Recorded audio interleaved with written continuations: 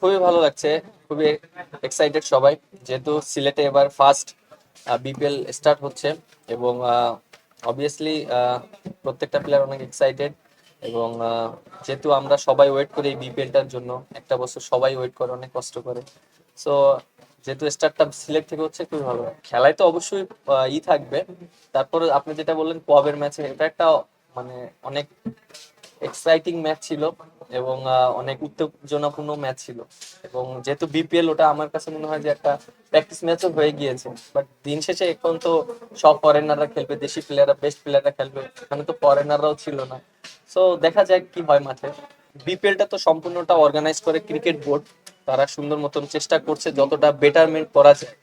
আর যেহেতু আপনি যেটা বললেন যে চিটাগং ক্রিকেট বোর্ড নিয়েছে, হয়তো এর ভিতরে অনেকটা রিজন আছে, এর জন্য বোর্ড নিয়েছে। এবং আমার কাছে মনে হয় এটা একটা ভালো পজিটিভ দিক, কারণ সব প্লেয়াররা সেফলি ভাবে, মনে করেন যে জিনিসটা ক্রিকেট বোর্ড বলেছে যে প্লেয়ারদের সবসময় আমরা ইনশোর করবো, প্লেয়াররা যেন সবসময় সেফ থাকে এবং তারা যেন পেমেন্টটা পায়। সো আমার কাছে মনে হয় এটা প্লেয়ারদের জন্য একটা ভালো একটা জিনিস, যেটা ক্রিকেট বোর্ডের আন্ডারে তারা খেলবে। আমাদেরকে আজকে ওনারা ডেকেছেন এবং আমাদেরকে সবাইকে চেক দিবে, তাই বলেছে। অ্যাজ এ প্লেয়ার হিসেবে আমাদের কাজ হলো মাঠে ক্রিকেট খেলা, পারফর্ম করা।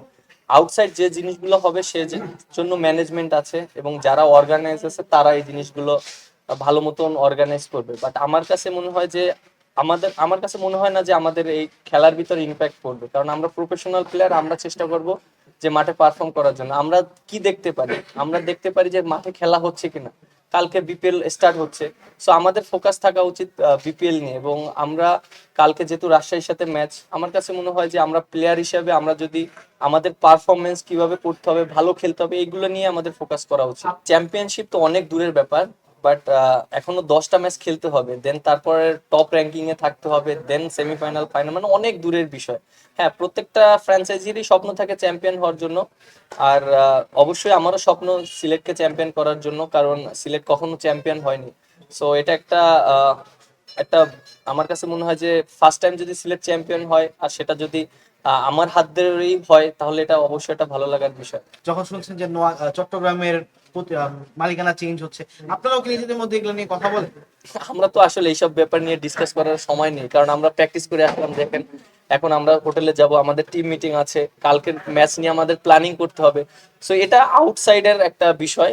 আমরা ফোকাস করছি যেহেতু আমাদের টিম, এগুলো আমরা যদি বেশি ডিসকাস করি হবে কি, টিম এনভায়রনমেন্ট নষ্ট হবে। এই বিপিএলটাকে অর্গানাইজ করছে ক্রিকেট বোর্ড, আমার কাছে মনে হয় তারা যারা আছে এই রোলে, এবং তারা এই জিনিসটাকে নিশ্চিত করবে যে টুর্নামেন্টটাকে কিভাবে ভালো জায়গায় নিয়ে যাওয়া যায়, এবং তারাই এটা ইনশিওর করবেন। হয়তো সেফটির জন্য তারা অনেক কিছু ডিসিশন নিচ্ছে, হয়তো এটা লেটে হচ্ছে, বাট আমার কাছে এট দ্য সেম টাইম মনে হচ্ছে যে তারা সুন্দরভাবে প্রপার ওয়েতে যদি করতে পারে, বিপিএলটা খুব ভালো হবে। রাজশাহী খুব ভালো টিম, এবং ওদের বেশ কিছু ন্যাশনাল টিমের প্লেয়ার আছে যারা স্টিল খেলছে, এবং ওদের কম্বিনেশনও ভালো আছে, হালকা করে দেখার কোনো কিছু নেই। এবং আমাদের টিমটা অনেক ভালো ব্যালেন্স, আশা করি কালকে একটা ভালো একটা ম্যাচ হবে। টিমের প্রয়োজনে যেখানে আমার খেলা উচিত আমি সেখানেই খেলার চেষ্টা করব। লাস্ট ইয়ার টপ অর্ডারে কিন্তু আমি ফার্স্টে থেকে খেলিনি।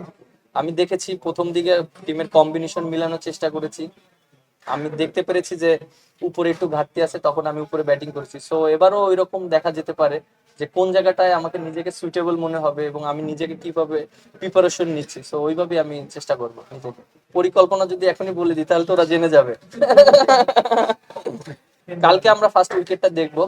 সো উইকেটটা যদি আমার কাছে মনে হয় যে ব্যাটিং উইকেট বা বোলিং উইকেট, তারপর আমরা ডিসিশন নেব আসলে আমরা বেশি ব্যাটার খেলাবো না বলার খেলাবো। সো এখনই আমি এটাকে নিয়ে কমেন্টস করছি না, কারণ জাস্ট আমরা কালকে সকালে আসবো, উইকেটটা দেখবো, দেন তারপর আমরা ডিসাইড করবো।